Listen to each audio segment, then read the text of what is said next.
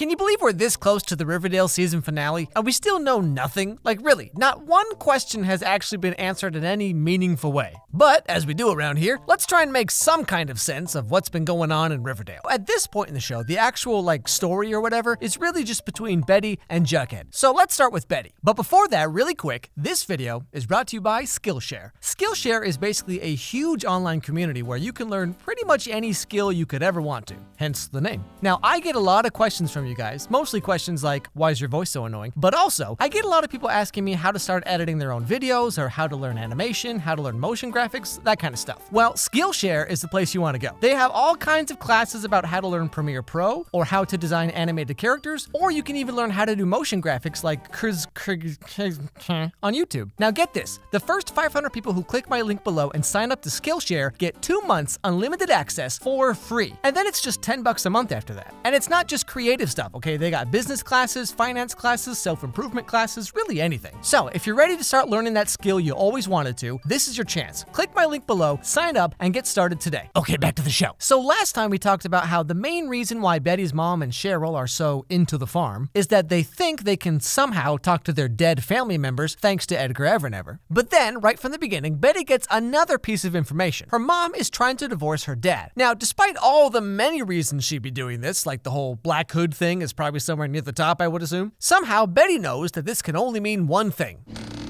Betty? Mom, are you engaged to Edgar?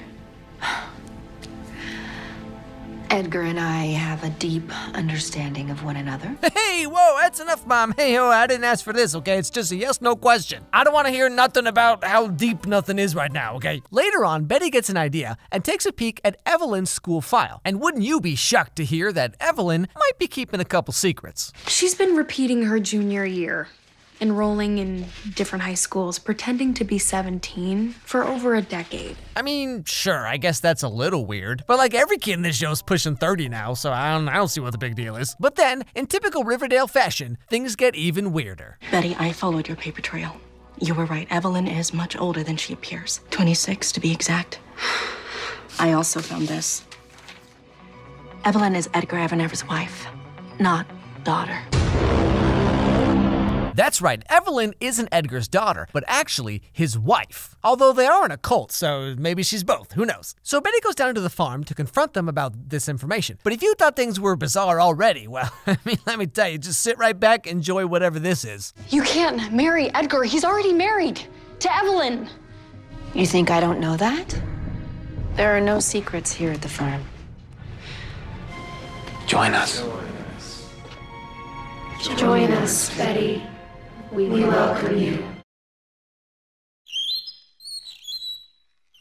Now, one last piece of information you need to know is that during all this Nancy Drew stuff Betty's been doing, she's been getting advice here and there from her dad. And in return for his help, he wants to be transferred to Veronica's dad's new prison. But come on, you really think it's gonna be that easy? Your dad and a few other inmates were being transported to my father's prison, and there was some kind of accident. Did he escape? No. But Betty, there were no survivors. Sure, okay, Riverdale, yeah, I totally believe you. I know I've probably talked about this a million times, but in shows like this, no one is actually dead unless you see the body. And even if you do see the body, there's still a 50-50 chance that it's just gonna end up oh, he wasn't dead. This is just a bag full of Muppet Treasure Island VHS tapes. It was all a trick. Now, flashing over to Jughead for a moment, his story is basically just the entire Riverdale show itself in a nutshell. All the adults are just complete idiots, and all the kids are these international super spies. I need your help, son. Please. His blue lips are the same. The markings on his back are the same, too. He's missing teeth. That's the twist. This might be a copycat killer. I mean, it could be the same guy that went after Ben and Dilton, but they were willing participants. Maybe he struggled. Oh boy, sure is a good thing Jughead went and got that PhD in forensic science, you know what I mean? It's coming in real handy right about now. Now, first of all, Jughead and his dad have to deal with the new zombie epidemic. Oh, what's that? You haven't heard? Yeah, Riverdale's got zombies now, everybody. Yippee. But anyway, finally they catch Kurtz, that gargoyle dude who's been making the fizzle rocks that are now turning people into zombies. But just when you thought it was over, we learned that Jellybean's been kidnapped by the Gargoyle King because, yep, we're still doing this. Baby teeth. He was only the warm-up. To what? To the ultimate quest. For you and your family. It was demanded by the king. Save the little princess.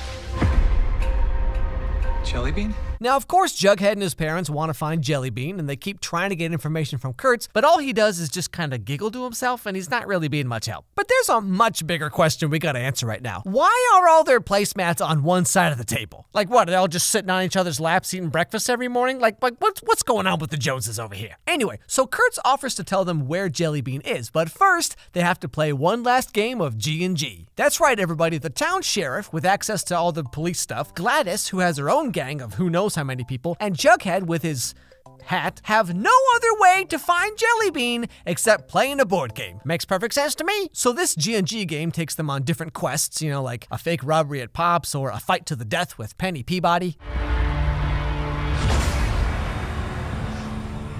Penny Peabody.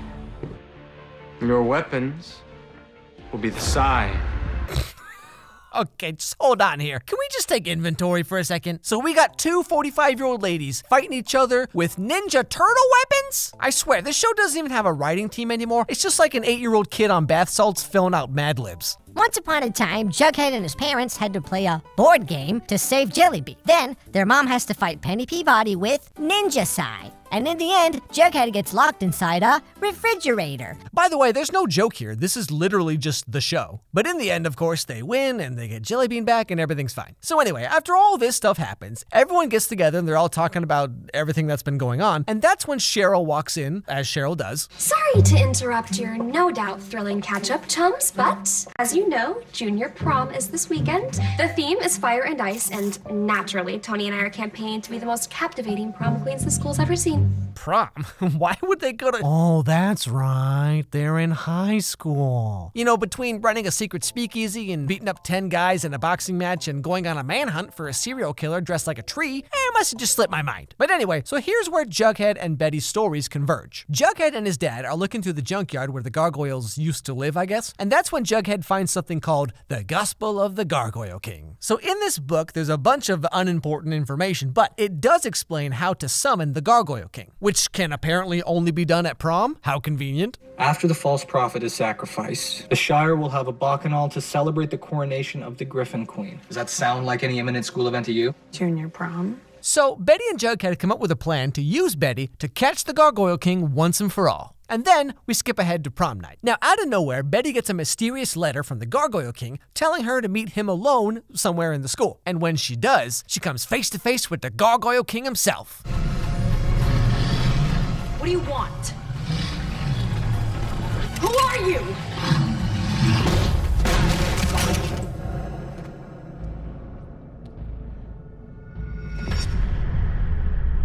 Huh.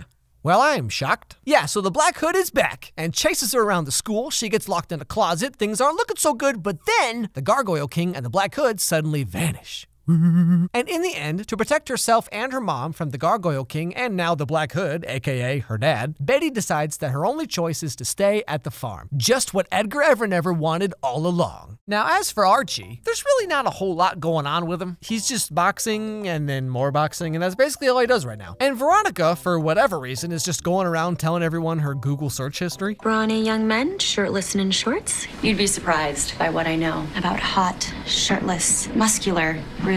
Yeah, you know, I kind of just feel like this is one of those things you should keep to yourself, Veronica, all right? And that's more or less where we are right now. So there's only 2 episodes left in the season, but it's looking like, you know, we're not gonna get a whole lot of answers here. With season 4 already being confirmed, I'm guessing we're just gonna get like one big reveal that's actually just gonna raise like 12 more questions anyway, so I wouldn't really hold my breath for anything substantial coming in the next couple weeks. But it is Riverdale, so who even knows anymore?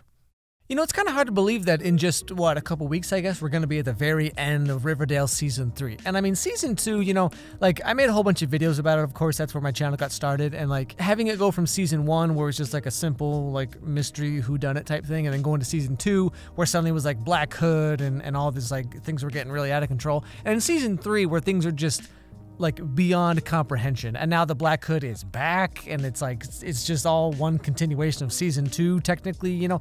And it's just like, how did we even get here? You know what I mean? Like, think about, like, I've seen every episode of Riverdale. I've analyzed every episode of Riverdale because that's my life now, I guess. And it's just like, how did we even get here? Like, but more importantly, I think the bigger question, I'll probably talk about this more once we get to the season finale. Why does anyone live in Riverdale? It's like Gotham City. Like, if there's this many like supervillains going around town like every week, like why does anyone still live in Riverdale? Why did Archie even come back? Just stay in Canada, you know what I'm saying? Like, your life would be so much easier. I mean, a grizzly bear is the least of your worries, okay? Now, I mentioned this on Twitter, but this month we're getting 2 Riverdale videos because just the timing just kind of lends itself that way. So the next couple weeks or so, I guess, we're gonna have the season finale. So of course, I'll be doing that, so you can look forward to that this month. And then we're finally off of Riverdale, which for me is both a feeling of relief and also it's kind of like, well, now what do I do? You know, because like every month you always had Riverdale. It was always this kind of thing that I looked forward to, and I always did.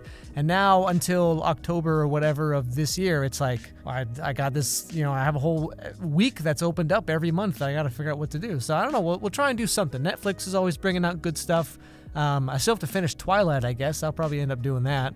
And then, I don't know, maybe we'll just do like a Disney Channel marathon or something. Who knows? Anyway, thanks for watching, everybody. Don't forget to subscribe. Don't forget to ring that bell so you don't miss any videos from me. Follow my dog Charlie on Instagram, Charlie Meets Pumpkin. Follow me on Twitter. Let me know what's your favorite part of the video, or just, you know, say hi or whatever.